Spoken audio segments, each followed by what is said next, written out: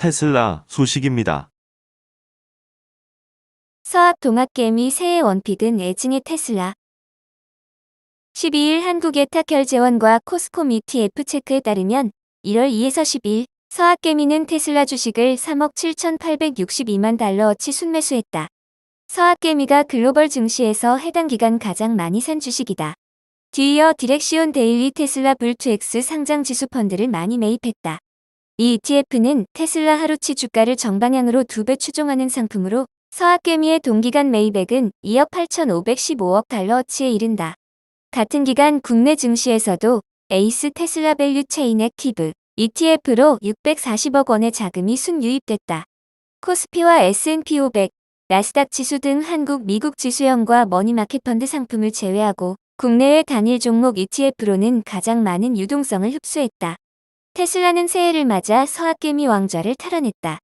지난해에는 전기차 캐즘으로 주가 변동성이 커지며 주식 보관 금액 1위 자리를 엔비디아에 내줬다. 지난해 초 종가 기준 253.18달러로 시작한 테슬라 주가는 142.05달러까지 밀렸다가 지난달 역대 최고가인 479.86달러까지 치솟는 등 큰 폭으로 등락했다. 새해 주가가 379.28달러까지 떨어졌다가 410에서 390달러 선으로 조정받으며 저가 매수세가 유입된 것으로 풀이된다. 일론 머스크 최고 경영자가 지난해 미국 대선 기간 도널드 트럼프 당선인을 전폭 지지한 것을 계기로 트럼프 행정부 재집권은 테슬라의 기회로 여겨지고 있다. 테슬라는 중국 전기차 업체와 경쟁하면서도 중국을 가장 큰 수출 시장으로 삼는다. 하지만 트럼프는 1기 행정부에 이어 2기에서도 중국산 수입품에 관세를 매기겠다고 공언했다. 테슬라의 생존 위협 요소가 될 수 있는 대목이다. 이에 머스크 CEO가 트럼프 당선인 퍼스트 버디 리치에서 미, 중 무역 갈등 문제를 얼마나 조율할 수 있을지 주목된다. 뉴욕타임스는 머스크가 중국에서 얻어야 할 것들이 아직 많다며 중국이 보다 유화적 접근 방식을 택하도록 트럼프 당선인을 설득하는 데 머스크를 우군으로 끌어들일 수 있다고 보도했다. 테슬라는 실적 모멘텀을 장전했다는 평가도 받고 있다. 올해 1분기 중 중국 비아디 등에 맞서 모델 Q, 모델 E로 불리는 저가형 전기차를 선보일 예정이라는 점에서다. 트럼프 2기 행정부가 기술 패권 확보를 위해 자율주행 산업 육성 의지를 드러내는 점도 호재다. 김승혁 키움증권연구원은 저가형 전기차 출시, 가파른 에너지 저장장치 성장 속도, 머스크의 정치적 영향력 등을 고려하면 추가 성장 가능성은 남아있다고 분석했다. 다만 테슬라 신기술에 대한 우려는 중장기 전망을 어둡게 하고 있다. 휴머노이드 로봇 옵티머스, 비감독형 완전 자율주행과 로보택시 등 인공지능 관련 기술의 상용화 성공 여부가 쟁점이다.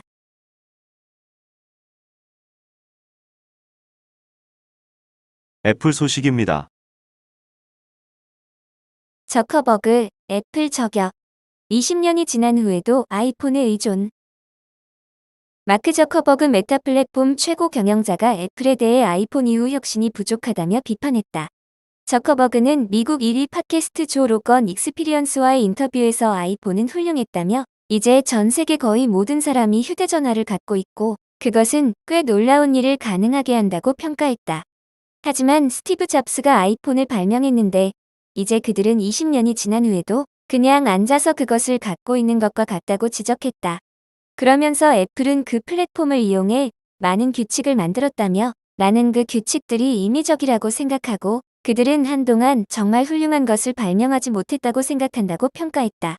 저커버그는 아이폰 판매량이 최근 부진한 데 대해서도 새로운 모델이 이전 모델보다 크게 향상되지 않아서 소비자들이 휴대전화를 업그레이드하는데 더 오랜 시간이 걸리기 때문이라고 설명했다. 저커버그는 나아가 애플은 기본적으로 사람들을 쥐어짜고 개발자들에게 30%의 수수료를 부과하고 더 많은 주변 장치와 그것에 연결되는 것을 구입하도록 유도한다며 애플이 돈을 버는 방식에 대해서도 비판했다. 또 에어팟과 같은 멋진 제품을 만들지만 아이폰에 동일한 방식으로 연결할 수 있는 것을 구축하지 못하게 철저히 방해했다고 지적했다. 이어 애플은 소비자의 개인정보와 보안을 침해하고 싶지 않다는 말로 방어하고 있다며 애플이 더 나은 보안을 구축하고 암호화를 사용하는 등 프로토콜을 수정하면 문제가 해결될 것이라고 일침을 가했다. 애플이 2021년 개인정보 보호 강화에 초점을 맞춰 아이폰 운영체제를 업데이트해 페이스북과 인스타그램의 개인정보 수집이 제한되자 메타는 반발한 바 있다. 그러면서 애플이 이런 임의 규칙 적용을 중단하면 메타의 수익이 2배가 될 것이라고 주장했다. 저커버그는 애플이 지난해 2월 출시한 혼합현실 헤드셋 비전 프로와 관련해서는 최근에 시도한 새로운 제품 중 가장 도전적인 시도 중 하나라고 평가했다. 이어 우리도 첫 번째 버전의 제품이 완벽하지 않은 경우가 많기 때문에 애플을 너무 비판하고 싶지는 않다면서도 비전 프로 첫 번째 버전은 큰 성공을 거두지는 못한 것 같다고 말했다.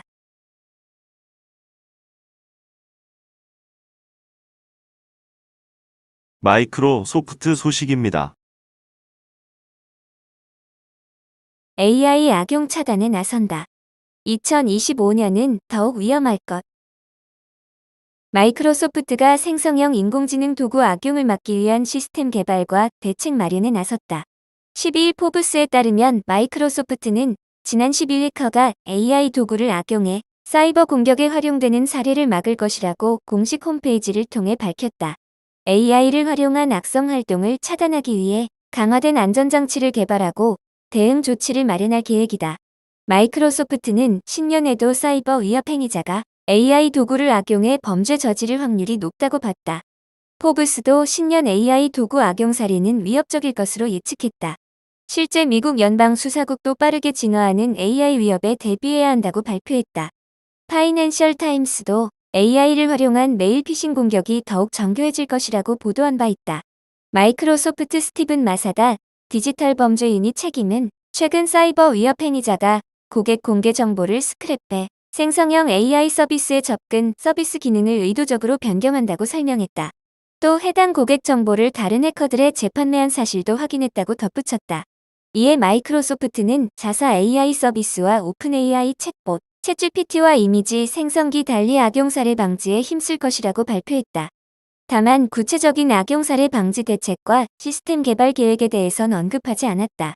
마이크로소프트는 일반 사용자는 생성형 AI 도구를 활용해 창의적 표현과 생산성을 올린다며 이런 도구는 불행하게도 혁신을 악용하려는 행위자들을 동시에 끌어들인다고 지적했다. 그러면서 2025년은 이런 상황을 더 악화할 것이라며 안전벨트를 단단히 매야 할 때라고 덧붙였다.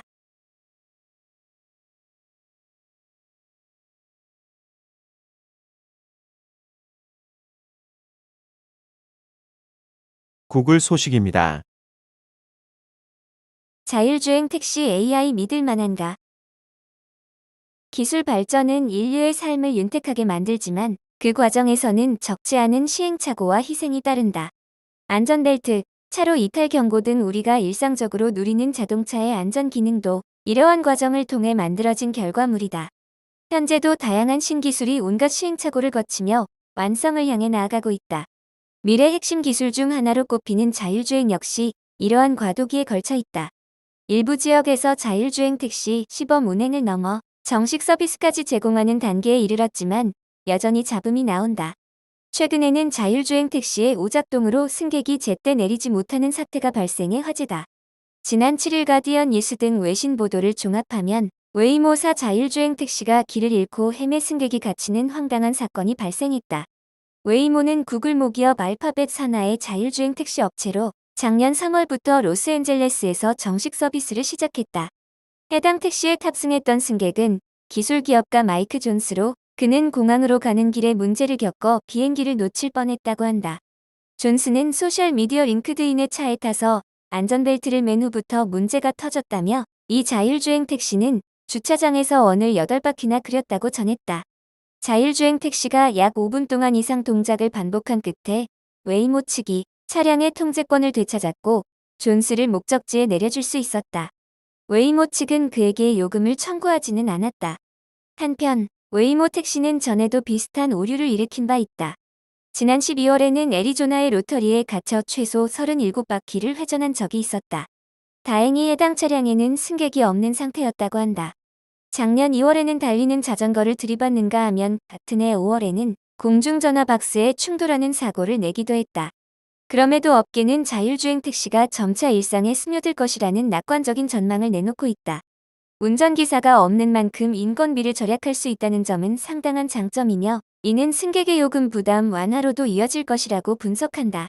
이러한 오류들은 시간이 지남에 따라 자연스럽게 해결될 것이라는 기대다.